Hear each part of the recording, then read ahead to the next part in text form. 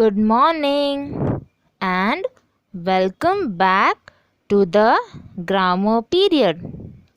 Today we are going to learn a new lesson. But before that, who will tell me what we have studied in the last period? Yes, sentences. I hope you all have understood sentences and its two parts, subject and predicate. So, our today's topic is prepositions. What is a preposition?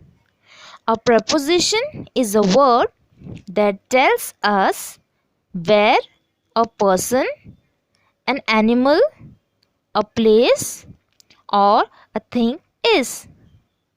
It shows the relation between a noun or pronoun and some other words in a sentence. It is used to show the position or location of a noun or pronoun. So kids, today we will learn some preposition words. So, the first preposition we are going to learn about is in. Example, the water is in the glass. Now, where you can see the water? Yes, in the glass. The fruits are in the basket. Now kids, where you can see the fruits are kept? In the basket. Spoons are in the stand. Where you can see the spoons? In the stand. So, we learned in which cases we use in. Now here we have the next preposition and it is on. Example, the birds are on the tree. Where you can see the birds?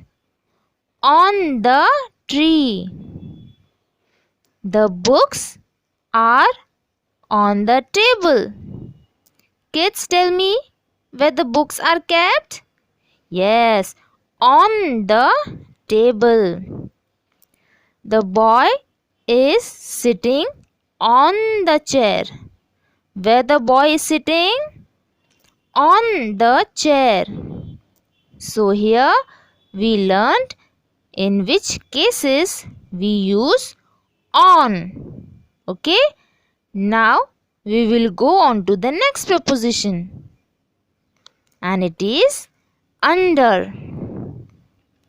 Tiger is sitting under a tree. Where you can see a tiger sitting? Under a tree. Cat is drinking milk under table. Where cat is drinking milk? Yes, she is drinking milk under the table. Boy is hiding under the bed. Where is boy hiding? Under the bed. Now we will learn the next preposition and it is over. The birds are flying over the bridge. Where are the birds flying? Yes, over the bridge. Police jumping over fence. Where they are jumping? Over fence. Deer is jumping over a car. Where you can see a deer is jumping? Yes, the deer is jumping over a car.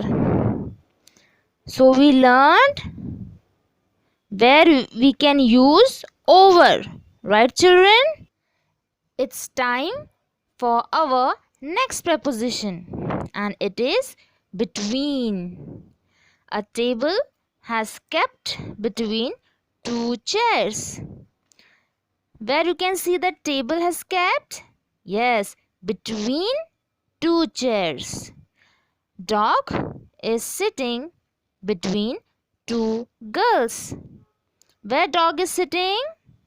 Yes, between two girls. A girl is relaxing between two trees. Where she is relaxing? Between two trees. Now we will learn the next preposition, and it is among. Mowgli is playing among monkeys. Where you can see Mowgli is playing? Yes, among monkeys. A girl playing among pets. Where girl is playing? Among pets. Kids, there is one thing to remember between the words between and among, that when something is in the center between two things or persons, we say between.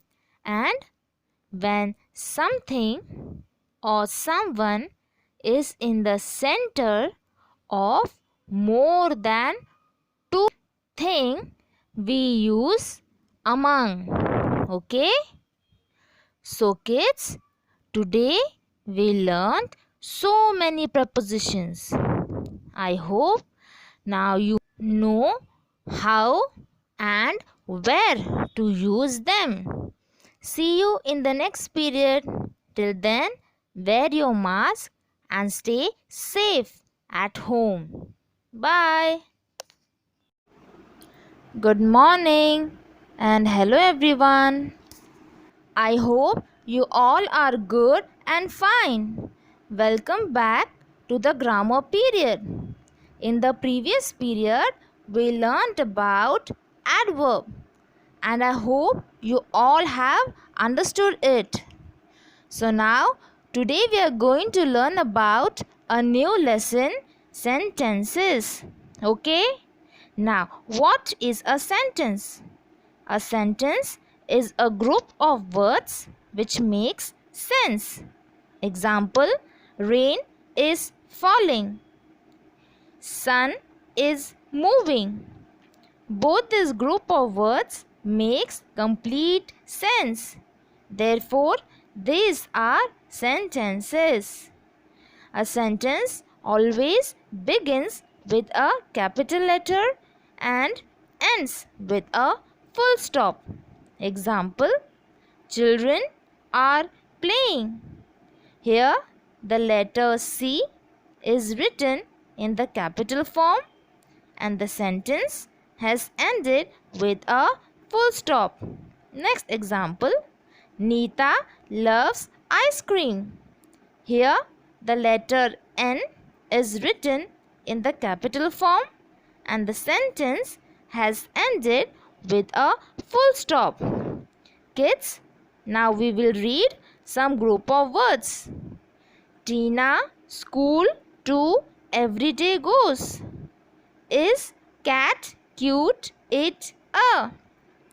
Sam eating cake is a. Now, do this group of words make a meaningful or a complete sentence?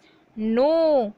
This group of words do not make complete sentence because they do not begin with a capital letter nor do they end with a full stop. So, these are not the sentences. Now, let us correct and rewrite it again. Tina goes to school every day.